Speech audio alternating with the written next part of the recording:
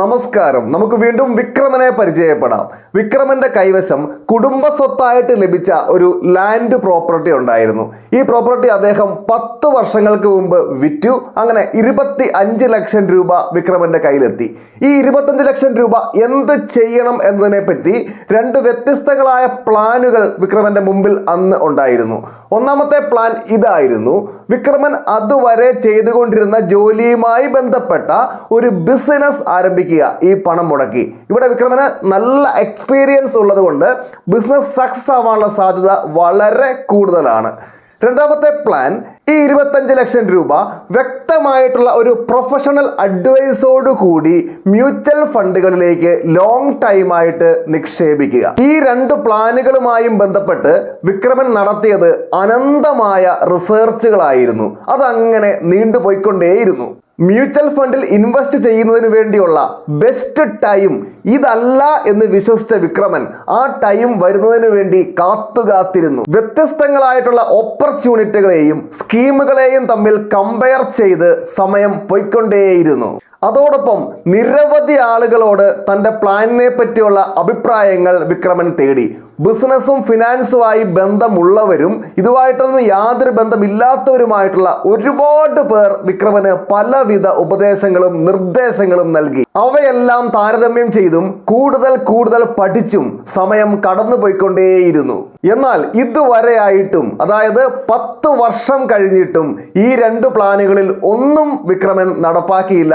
ആലോചിച്ച് സമയം പൊക്കൊണ്ടിരുന്നു എന്ന് മാത്രമല്ല, ബാങ്കിൽ സേവിങ്സ് ബാങ്ക് അക്കൗണ്ടിലും FD ആയിട്ടുമൊക്കെ കിടന്നിരുന്ന ഈ 25 ലക്ഷം രൂപയിൽ 10 ലക്ഷം രൂപ പലപ്പോഴായി പല വഴിക്ക് ചിലവായി പോവുകയും ചെയ്തു. അന്ന് 10 വർഷം മുമ്പ് ആദ്യത്തെ പ്ലാൻ ആയിരുന്ന ബിസിനസ് നടപ്പാക്കിയിരുന്നുവെങ്കിൽ ഇന്ന് മികച്ച രീതിയിൽ റൺ ചെയ്യുന്ന നല്ല ടേൺ ഓവറും പ്രോഫിറ്റും ഉള്ള ഒരു ബിസിനസ് വിക്രമന് സ്വന്തമായിട്ട് ഉണ്ടാകുമായിരുന്നു. ഇനി അന്ന് രണ്ടാമത്തെ പ്ലാൻ നടപ്പാക്കിയിരുന്നുവെങ്കിൽ, അതായത് പ്രൊഫഷണൽ അഡ്വൈസോട് കൂടി ഇക്വിറ്റി മ്യൂച്വൽ ഫണ്ടുകളിൽ നിക്ഷേപിച്ചിരുന്നുവെങ്കിൽ ഇന്ന് ഏതാണ്ട് 70 ലക്ഷം രൂപയോളം വരുന്ന ഒരു കോർപ്പസ് വിക്രമന്റെ കൈവശം ഉണ്ടായേനെ. ഇനി നമുക്ക് മറ്റൊരാളെ പരിചയപ്പെടാം. പ്രിയ തോമസ്. 15 വർഷം മുമ്പ്, അതായത് തൻ്റെ 23ാമത്തെ വയസ്സിൽ ഗവൺമെന്റ് ജോലി ലഭിച്ച ആളാണ് പ്രിയ.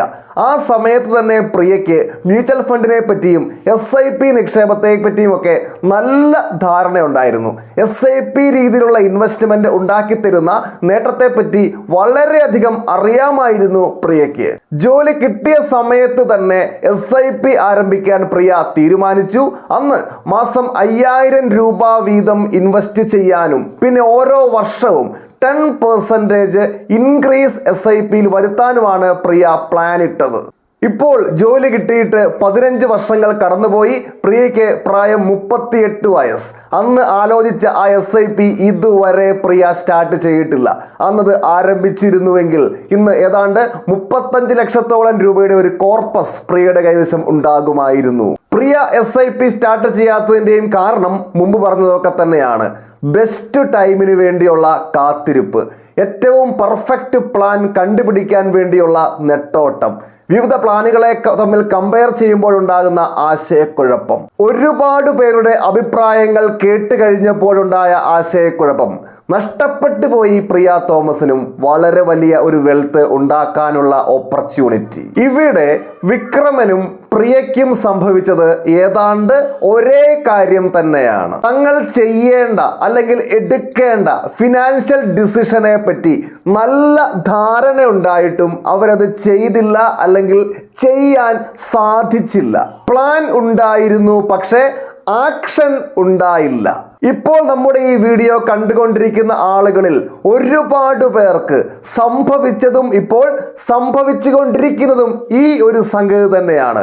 ഇതിന്റെ പേരാണ് ഓവർ തിങ്കിങ്. നമ്മുടെ കൈവശം ഇപ്പോഴുള്ള സമ്പത്തിനെ, നമുക്ക് ഭാവിയിൽ ലഭിച്ചേക്കാവുന്ന സമ്പത്തിനെ വളരെ നിശബ്ദമായി പതുക്കെ ഇല്ലാതാക്കുന്ന ഒരു വിപത്താണ് ഈ ഓവർ തിങ്കിങ് എന്ന സംഗതി.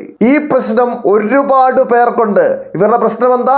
ഫിനാൻഷ്യൽ പ്ലാൻ ഇവർക്കുണ്ട്, പക്ഷേ അവര് ആക്ഷൻ എടുക്കില്ല. ഈ ഒരു പ്രശ്നമുള്ളവര് സ്ഥിരമായി പറയുന്ന ചില എക്സ്ക്യൂസുകളുണ്ട്. തങ്ങൾ ഇൻവെസ്റ്റ്മെന്റ് ചെയ്യാത്തതിനെ പറ്റി, തങ്ങൾ ആക്ഷൻ എടുക്കാത്തതിനെ പറ്റി. അതിതൊക്കെയാകാം.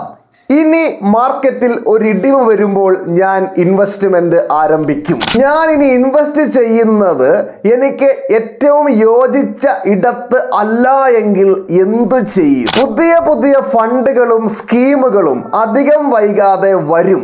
അവയിലായിരിക്കും ഞാൻ ഇൻവെസ്റ്റ് ചെയ്യുന്നത്. സാലറി ഒന്ന് വർദ്ധിച്ചിട്ട് വേണം ഇൻവെസ്റ്റ്മെന്റ് ഒക്കെ ആരംഭിക്കാൻ. എന്റെ ചില ഫ്രണ്ട്സ് ഒക്കെ പറയുന്നു ഈ മ്യൂച്വൽ ഫണ്ടിലൊക്കെ റിസ്ക് ഉണ്ടെന്ന്. ഫിനാൻസുമായി ബന്ധപ്പെട്ട കാര്യങ്ങളിൽ ഇത്തരം എക്സ്ക്യൂസുകൾ നിങ്ങൾക്കുണ്ടോ? ഉറപ്പായിട്ടും നിങ്ങൾക്ക് ആ പ്രശ്നമുണ്ട്.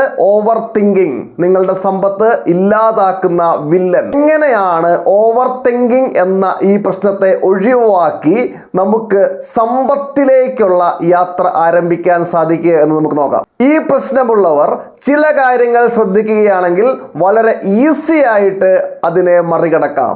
അത് ഇവയാണ്. വരുമാനം കൂടിയിട്ട് സാലറി വർദ്ധിച്ചിട്ട് ഇൻവെസ്റ്റ്മെന്റ് ആരംഭിക്കാം എന്ന് ചിന്തിക്കുന്നവരോട് പറയാനുള്ള കാര്യം ഇതാണ്. Start small. ചെറിയ രീതിയിൽ സ്റ്റാർട്ട് ചെയ്യുക. 500 രൂപയുടെയും 1000 രൂപയുടെയും ഒക്കെ SIPകൾ ലഭ്യമാണ്. 100 രൂപയുടെ പോലും SIPകൾ ലഭ്യമാണ്. ചെറിയ രീതിയിൽ സ്റ്റാർട്ട് ചെയ്യുക. അങ്ങനെ സ്റ്റാർട്ട് ചെയ്ത് കഴിയുമ്പോൾ കുറച്ച് മുൻപോട്ട് പോയി കഴിയുമ്പോൾ നിങ്ങൾക്കൊരു കോൺഫിഡൻസ് ലഭിക്കും. കോൺഫിഡൻസ് ലഭിച്ചു കഴിഞ്ഞാൽ നമുക്ക് നമ്മുടെ ഇൻവെസ്റ്റ്മെന്റ് എമൗണ്ട് പതുക്കെ പതുക്കെ വർദ്ധിപ്പിക്കാം. ചെറിയ ചെറിയ നിക്ഷേപങ്ങൾ പോലും ലോങ് ടൈമിൽ വളരെ വലിയ നേട്ടം ഉണ്ടാക്കി തരും എന്ന കാര്യം മനസ്സിലാക്കി വെക്കുക. ഇനി രണ്ടാമത്തെ വഴി ഇതാണ്. Set clear financial goals. നിങ്ങളുടെ ലക്ഷ്യങ്ങൾ വ്യക്തമല്ല എങ്കിൽ നിങ്ങളുടെ തീരുമാനങ്ങൾ കൺഫ്യൂസ്ഡ് ആയിരിക്കും. എല്ലാവരും ഇൻവെസ്റ്റ് ചെയ്യുന്നുണ്ടല്ലോ, എന്നാൽ പിന്നെ ഞാനും ഇൻവെസ്റ്റ് ചെയ്തേക്കാം എന്ന് ജസ്റ്റ് പറയുന്നതിന് പകരം നമ്മുടെ ആവശ്യങ്ങൾ കണ്ടറിയുക, അതിനെ ലക്ഷ്യങ്ങളാക്കി മാറ്റുക. 10 വർഷം കഴിയുമ്പോൾ മകളുടെ ഹയർ സ്റ്റഡീസിൻ്റെ സമയമാകും. അപ്പോൾ എനിക്ക് വേണ്ടിവരും ഒരു വലിയ തുക. എത്രയാ വേണ്ടി വരിക? ഒരു 25 ലക്ഷം രൂപ വേണ്ടി വരും. അപ്പം 10 വർഷം കഴിയുമ്പോൾ ഉണ്ടാക്കിയെടുക്കണം 25 ലക്ഷം രൂപ. ആ ഒരു ഗോൾ മുമ്പിൽ കാണുക, അത് മുന്നിൽ കണ്ടുകൊണ്ടുള്ള ഇൻവെസ്റ്റ്മെന്റ് ആരംഭിക്കുക. അല്ലെങ്കിൽ 5 വർഷം കഴിയുമ്പോൾ വീടിൻ്റെ പണികൾ നടത്തേണ്ടതായിട്ടുണ്ട്, അതിന് കുറച്ച് പണം കണ്ടെത്തേണ്ടതായിട്ടുണ്ട്.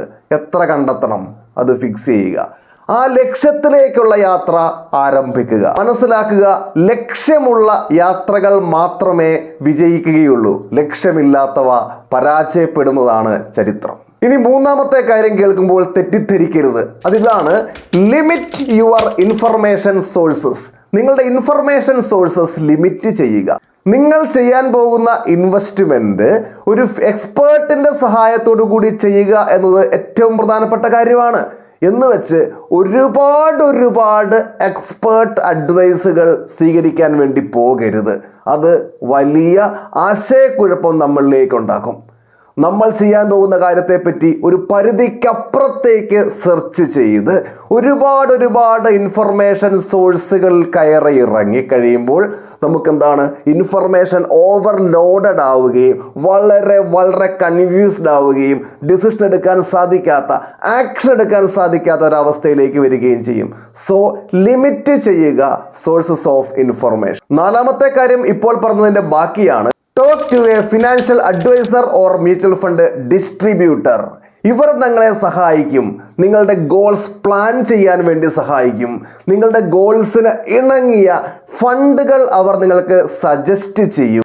അവർ നിങ്ങളെ സഹായിക്കും നിങ്ങളുടെ പേടി, നിങ്ങളുടെ കൺഫ്യൂഷൻ, നിങ്ങളുടെ ഇമോഷൻസ് ഇവയൊക്കെ റെഡ്യൂസ് ചെയ്യാൻ. അതുപോലെ മാർക്കറ്റിൽ കയറ്റിറക്കങ്ങൾ ഉണ്ടാകുമ്പോൾ ഒരു സപ്പോർട്ടുമായി അവർ നിങ്ങളുടെ യാത്രയിൽ ഒപ്പം ഉണ്ടാവുകയും ചെയ്യും. ഇനി പറയാനുള്ള കാര്യം ഇതാണ്.